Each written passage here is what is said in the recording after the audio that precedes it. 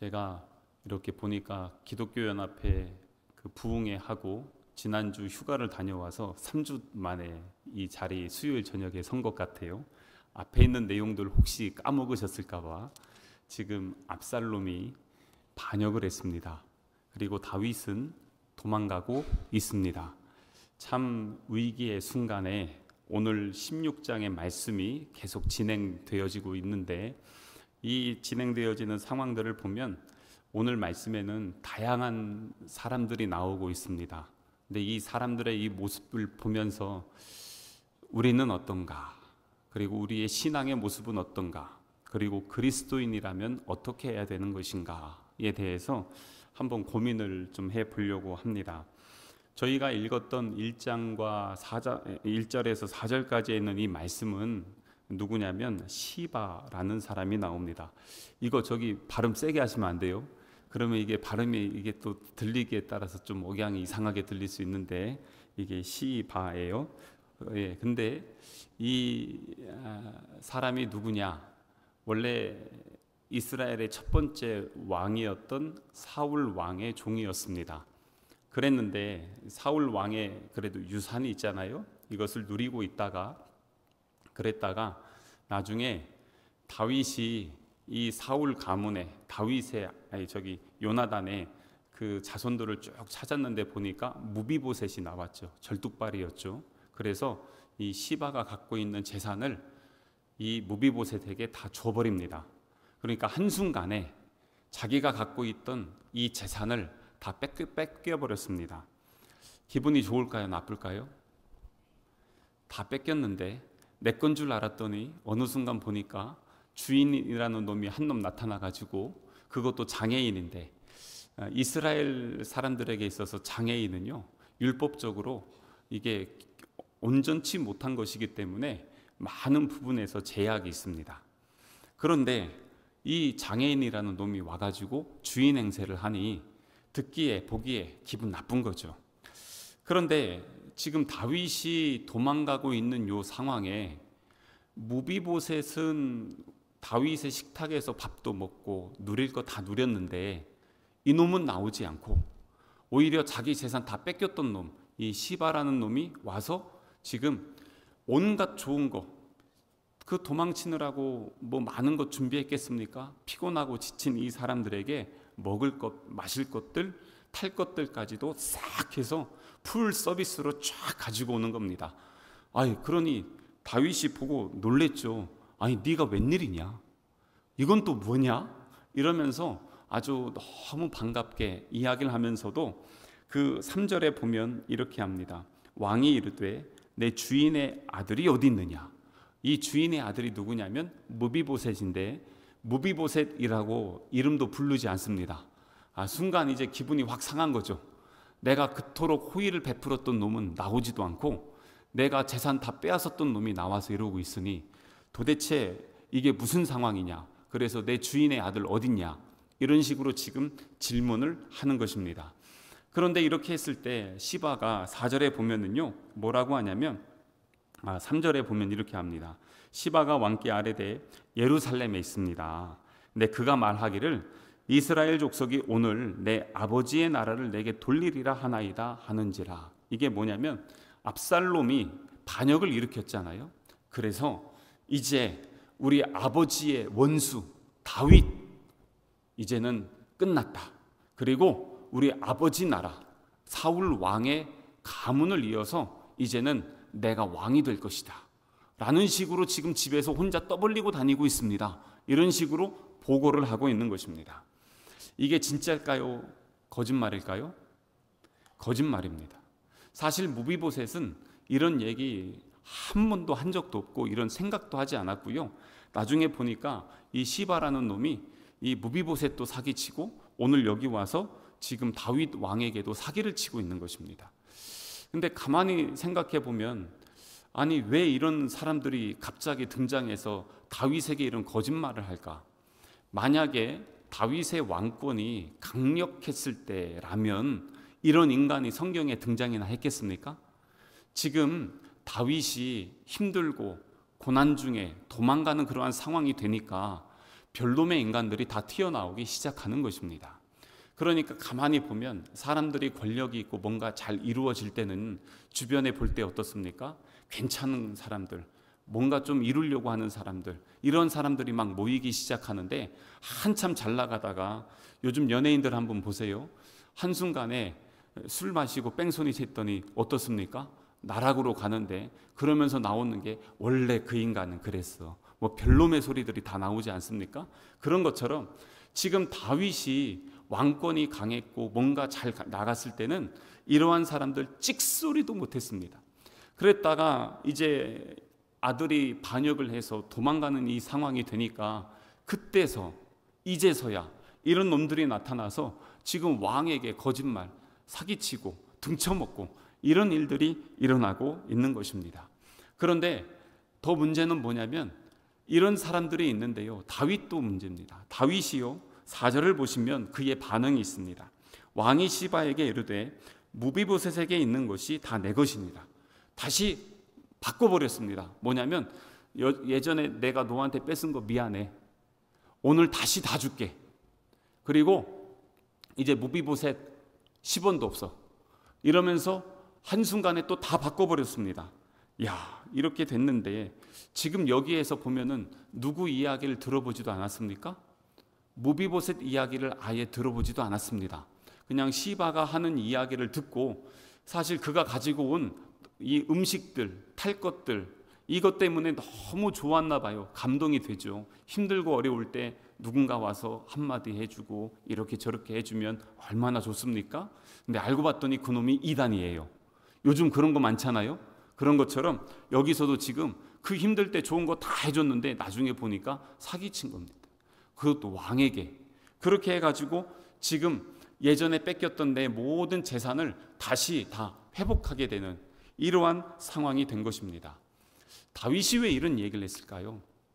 사람들이 보면 고난의 때에 시선이 참 좁아지는 걸 보게 됩니다. 그 아픈 사람들 만나면요, 아픈 사람들은 뭐만 보이냐면 자기 아픈 것만 보입니다. 외로운 사람들은요, 자기 외로운 것만 보입니다. 그리고 고난 중에 있는 사람은요, 다른 사람의 고난을 돌볼 여유가 없습니다. 자기의 고난만 보이는 것입니다. 그러니까 시선이 넓어지지 않고 점점 좁아집니다. 내 것만 보고요, 거기에 깊이 빠집니다. 그냥 평소에 지나갈 수 있는 문제도 사소한 게 괜히 걸리기 시작하고 마음에 계속 남기 시작합니다. 그것 때문에 괜히 고민하면서 혼자 그것 때문에 마음 아파하는 것들을 보게 됩니다.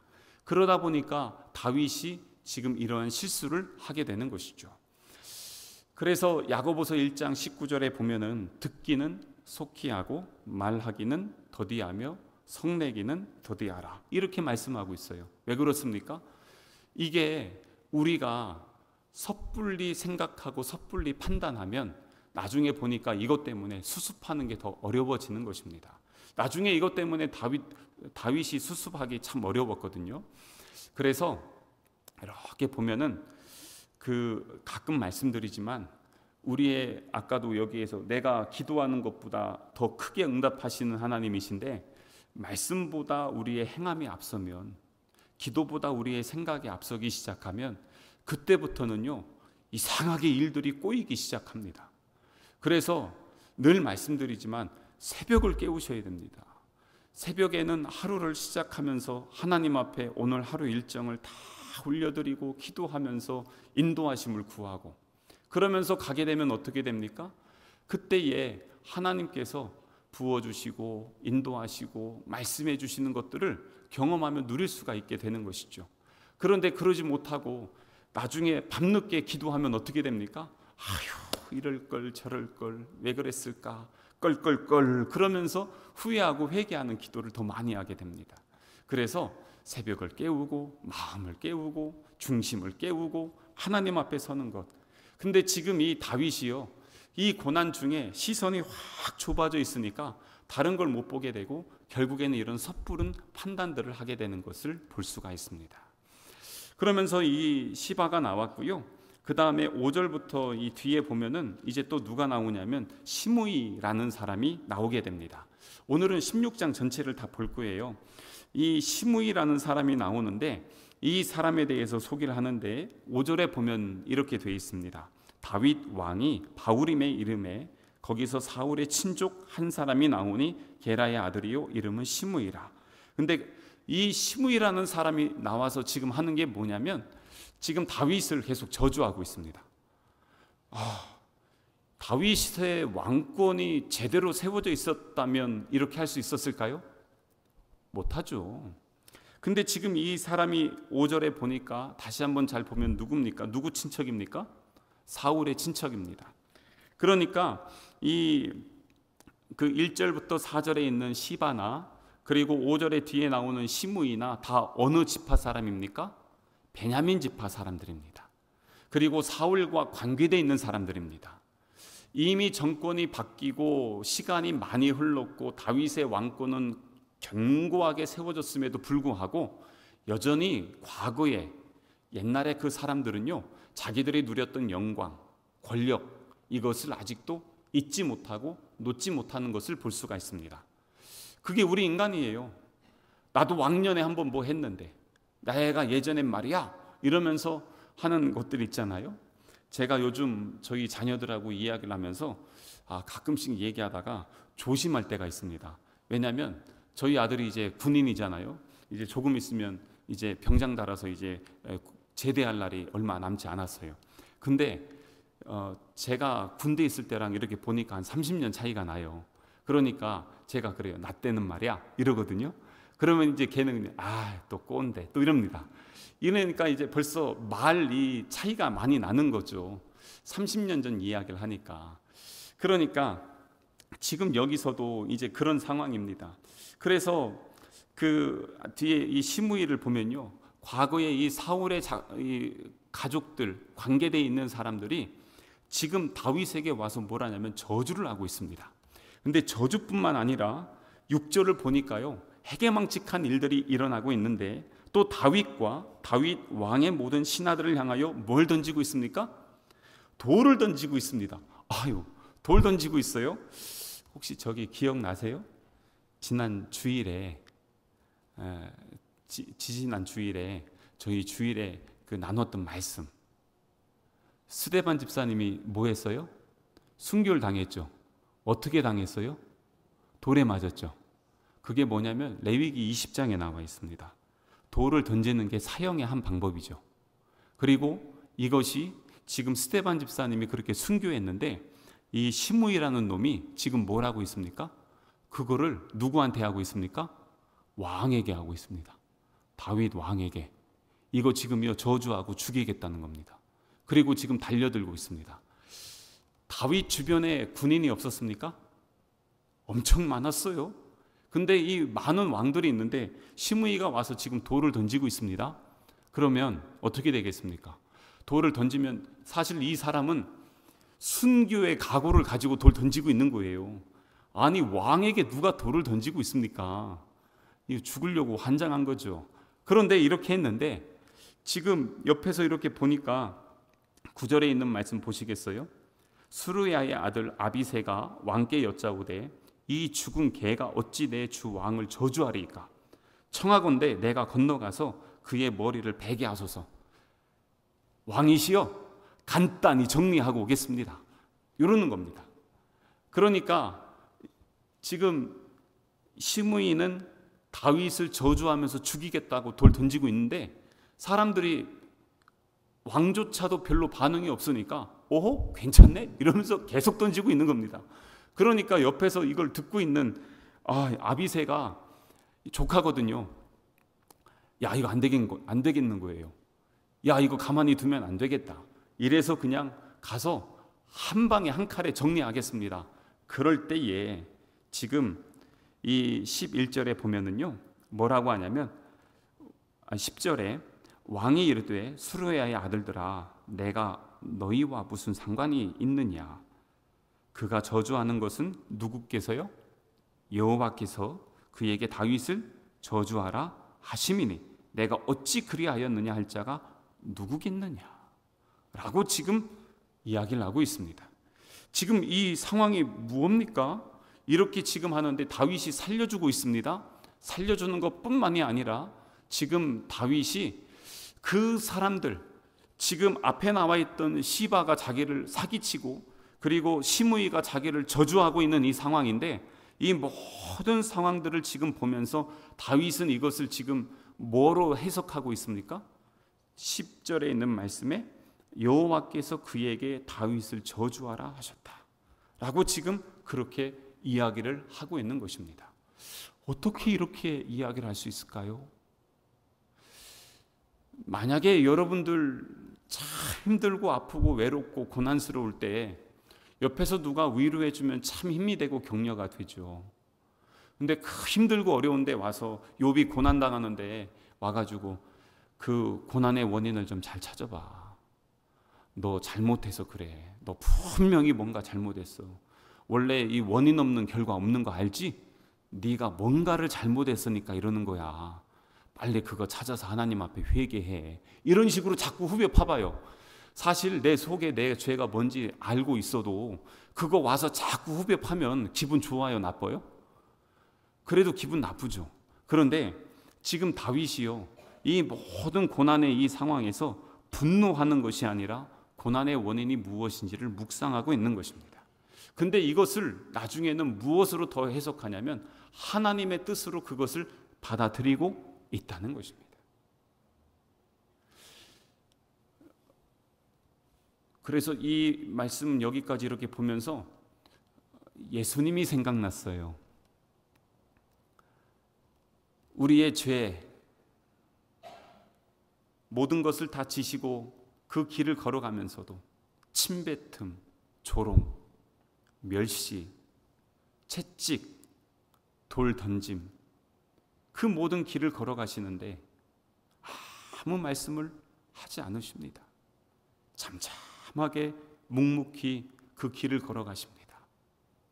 철저히 한 죽을 수밖에 없는 죄인이 되어서 그 길을 걸어갑니다. 그렇게 하면서 우리의 모든 질고를 지고 걸어가시는 그 예수님.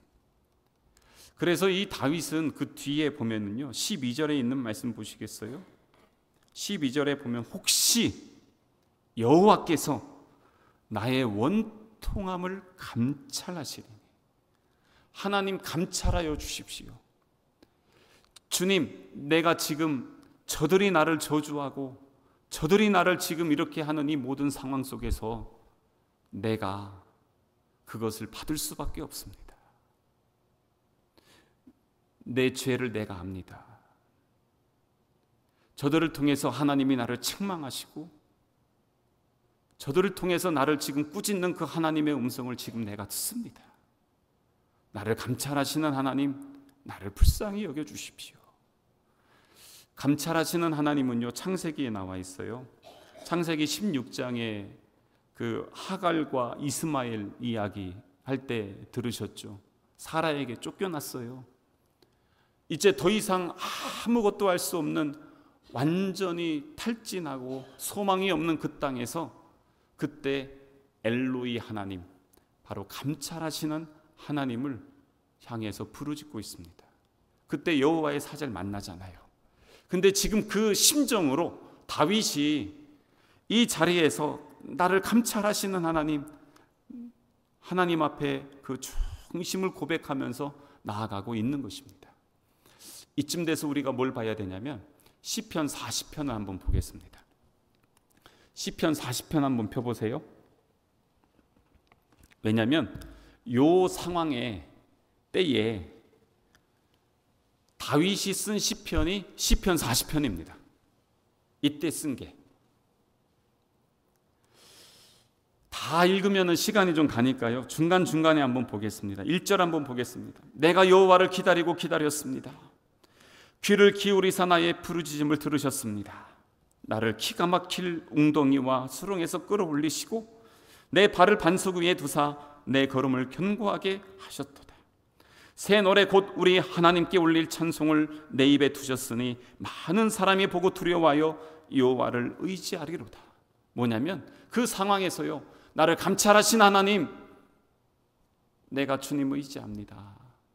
나 주님 바라보겠습니다. 그러면서 뒤에 한번 보겠습니다. 11절 한번 볼까요? 11절에 보면 여호와여 주의 긍휼을 내게서 거두지 마시고 주의 인자와 진리로 나를 항상 보호하십시오. 수많은 재앙이 나를 둘러싸고 나의 죄악이 나를 덮침으로 우러러볼 수도 없으며 죄가 나의 머리털보다 많으므로 내가 낙심하였음이니이다. 여호와여 은총을 베푸사 나를 구원하소서. 여호와여 속히 나를 도우소서. 내 생명을 찾아 멸하려 하는 자 많았잖아요. 압살롬, 아히도벨, 다 이 사람들 수치와 낭패를 당하게 하시며 나의 해를 기뻐하는 자는 다 물러가 욕을 당하게 하소서. 나를 향하여 하하하하하며 조소하는 자들이 자기 수치로 말미암아 놀라게 하소서. 16절 말씀이요. 주를 찾는 자는 다 주 안에서 즐거워하고 기뻐하게 하시며 주의 구원을 사랑하는 자는 항상 말하기를 여호와는 위대하시다 하게 하소서. 근데 여기에서 지금 몇 가지 말씀들을 보면요, 다 이 다윗은요 11절에도 뭐라고 하냐면 주여 여호와여 주의 긍휼을 내게서 거두지 마십시오. 13절 여호와여 은총을 베풀어 주시고 나를 구원하여 주십시오. 17절에 나는 가난하고 궁핍하오나 주께서 나를 생각하시고 주는 나의 도움이시고 나를 건지시는 이십니다. 이러한 고백들을 계속하는 겁니다. 그러니까 어떻습니까? 지금 나를 저주하고 욕하고 이런 사람들이 있는데도 지금 다윗이 가면서 속으로는 지금 뭐라고 했습니까? 주님 나를 긍휼히 여겨주십시오. 주님 인자를 베풀어 주십시오. 주님 나를 도와주시고 보호하여 주시고 주의 능력의 손으로 나와 함께 해주십시오. 계속 그거 하면서 그냥 그 길 걸어가고 있는 거예요. 그러고 가고 있으니까 옆에서 누가 저주해도 안 들려요. 누가 멸시해도 그게 신경 쓰이지 않아요. 왜요? 지금 내가 누구 바라보고 있어요? 여호와를 바라보고 의지하고 있기 때문에 그래요. 근데 우리는 왜 그렇게 그깟 자존심이 그렇게 중요한지, 누가 나에게 무슨 말 한마디 하면요 그것 때문에 막 아침부터 저녁까지 머리가 아프고 신경 쓰이고 그것 때문에 속이 메스껍고 화가 나고 주체를 못해요. 왜 그럴까요? 왜 그럴까요? 아직 내 안에 내가 너무 많아서 그래요. 회개한다고 하는데 온전한 회개가 안 돼요. 그래서 진짜 믿음의 사람들은, 진짜 신앙 좋은 사람들은 하나님 앞에 설 때마다 자기의 연약함이 보여요. 근데 교만한 사람들은 자기의 의의가 나타나요. 다윗을 보세요. 이 모든 상황에서 지금 뭐로 고백하고 있습니까? 어떤 중심으로 나갑니까? 하나님의 인자와 긍휼, 은혜를 구하며 나가요. 그는 이게 그의 평생 고백이에요. 계속해서 그래요. 그러니까 시므이가 저주하고 욕하면 그것 때문에 휘둘리는 게 아니라, 그럼에도 불구하고 누구를 바라봅니까? 하나님 바라보는 것입니다. 그런데 뒤에 보면은요, 이제 누가 나오냐면 압살롬이 나와요. 압살롬이 나오는데 이제 15절부터 23절까지는 압살롬이 이제 예루살렘 성으로 들어가서 자기가 왕이 됩니다. 왕이 됐다. 드디어 왕권 잡았습니다. 아, 얼마나 좋겠어요. 그렇게 기다리고 사모하던 왕의 권력을 자기가 쥐었습니다. 그런데 왕의 권력을 쥐고 있는 그가 지금 제일 먼저 만난 사람이 누구냐면 후세라는 사람을 만나게 됩니다. 근데 후세는 누구냐면 다윗이 보낸 사람이에요. 너는 나와 함께 가지 말고 예루살렘에 있다가 거기에서 나를 좀 도와줘라. 그래서 이 후세가 이 다윗의 명령을 받들고 갑니다. 그리고 거기에서 뭘 하냐면 압살롬이 들어오니까요, 왕이여 왕이시여 막 그러면서 엄청나게 좋아합니다. 그 16절 말씀 보세요. 다윗의 친구 아렉 사람 후세가 압살롬에게 나갈 때 그에게 말하기를 왕이여 만세 왕이여 만세 막 이러니까 압살롬이 후세를 딱 보더니 넌 뭐냐 이러는 겁니다. 왜냐하면 너는 원래 내 사람도 아니잖아. 너는 다윗의 사람이지 내 사람도 아닌데 여기 와서 왜 나에게 왕이라고 그래. 근데 이쯤 되면 여기서 말 한마디 잘못하면 목이 날아가잖아요. 그런데 이때 그가 뭐라고 하냐면 참 말 잘해요. 제가 그래서 오늘 이 후세 이런 사람들 보면서 야, 이 사람들처럼 설교하면 진짜 좋겠다 막 이런 그 사모하는 마음이 괜히 막 생기더라고요. 뭐라고 하냐면 13절 말씀 보세요. 후세가 압살롬에게 이르되 그렇지 아니하나이다. 내가 여호와와 이 백성 모든 이스라엘의 택한 자에게 속하여 그와 함께 있을 것입니다. 그러니까 뭐냐면 다윗의 후손이고 하나님께서 말씀하실 때도 다윗의 나라가 영원할 것이다 라고 했다면 압살롬 당신도 다윗의 자손이니까 당신도 하나님이 택한 사람이고 나는 사람 보면서 다윗 따라가는 게 아니라 하나님 바라보면서 하나님이 택한 자를 따라가는 게 내가 있을 자리입니다. 이런 식으로 얘기하는 거예요. 말 잘하죠. 야, 이쯤 되면은 이렇게 했는데요, 압살롬이 홀랑 넘어갑니다. 그래서 이제 목숨 건지고 여기에서 살고 있는 것입니다. 그런데 압살롬을 보면은 지금 그 마음이 어디에 있냐면 이렇게 자기를 높여주고 권력에 취해 있어요. 자기의 권력을 옹위해 주는 사람만 있으면은 그냥 다 열어주고 있습니다. 완전히 자기가 교만해서 올라가 있어요. 그래서 이런 사람들의 특징은 뭡니까? 자기에게 좋은 말만 해줘야 됩니다. 그리고 자기에게 권면하고 교훈하고 훈계하면요 다 싫어합니다. 왜냐하면 자기가 교만하기 때문에 그렇습니다. 높아지니까. 지금 압살롬이 그렇게 하는데 그러면서 그의 특징 중에 하나가 뭐냐? 이 반역을 일으킬 때 제일 먼저 초빙한 사람이 있었죠. 누구였습니까? 아히도벨이라는 사람이었죠. 아히도벨이 누구였습니까? 밧세바의 할아버지였죠. 그래서 원수잖아요. 이 사람이 뭐라고 하냐면 저기 압살롬 제일 먼저 해야 될 게 있어.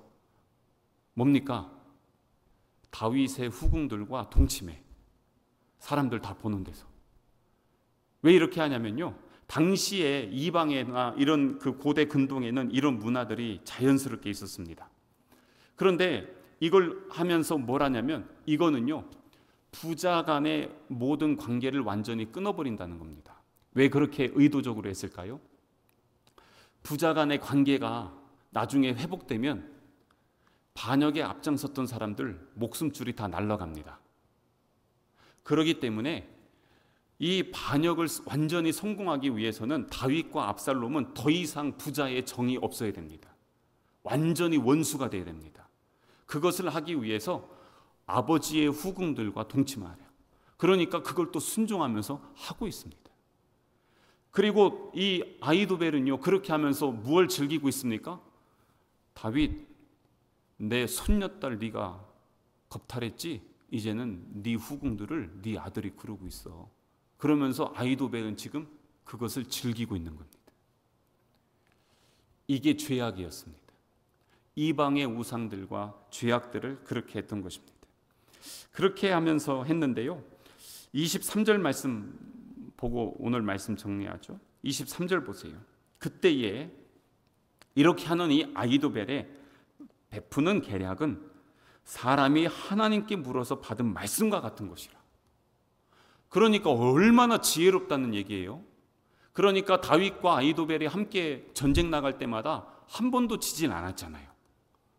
대단한 사람이었습니다. 그런데 아히도벨의 모든 계략은 다윗에게나 압살롬에게나 그와 같이 여겨졌더라. 뭡니까? 하나님처럼 여겨졌다는 것입니다. 근데 지금 그가 누구에게 있습니까? 압살롬에게 있고요. 그러니까 어떤 상황이 되고 있어요? 압살롬은 하나님보다 지금 누구를 더 바라보고 의지하고 있습니까? 아히도벨을 더 의지하고 있는 것입니다. 자, 이제 한번 정리해 볼게요. 다윗은 지금 도망가면서 주변의 사람이 자기를 사기치고 저주하는데 누구를 바라보고 있습니까? 하나님을 바라보고 있습니다. 압살롬은 지금 예루살렘 성에 들어와서 왕권을 선언하고 모든 권력을 누리고 있지만 그는 지금 누구를 바라보고 의지하고 있습니까? 아히도벨, 사람을 의지하고 있습니다. 무엇이 진짜일까요? 무엇이 하나님이 기뻐하는 것일까요? 다윗이 잘났다는 게 아니고 잘했다는 게 아니고요, 그의 연약함 중에도 그는 왜 하나님의 마음에 합한 사람이 되었을까요? 그 와중에도 그는 회개하는 중심으로 하나님의 은혜를 구하고 주님 앞에 나아갈 때 하나님은 압살롬의 손을 들어주지 않고 다윗의 손을 들어준 것입니다. 자기 힘으로 권력을 누리고 사람을 의지하면서 어떻게든 그것을 유지하려고 했던 압살롬, 결국에는 자기 꾀에 자기가 넘어지고 무너지게 되는 것을 보게 되는 것입니다. 오늘 6명의 사람이 나와요. 누구냐면 먼저 이 시바와 시므이, 다윗을 저주하고 사기쳤던 사람, 그리고 다윗과 압살롬, 그리고 책사들이었던 후세와 아히도벨, 이 사람들을 보면서 한번 우리의 신앙도 우리의 삶도 한번 점검해 봤으면 좋겠어요. 나는 지금 어느 길을 걸어가고 있는가? 나는 지금 무엇을 바라보고 있는가? 하나님이 기뻐하시는 나의 삶은 무엇인가? 그것들을 보면서 주님이 기뻐하시는 길을 선택하고 주님이 보여주신 그 길을 향해 나아갈 수 있는, 그래서 우리 하나님의 마음에 합한 우리 성남 가족 되시기를 주님의 이름으로 축복합니다.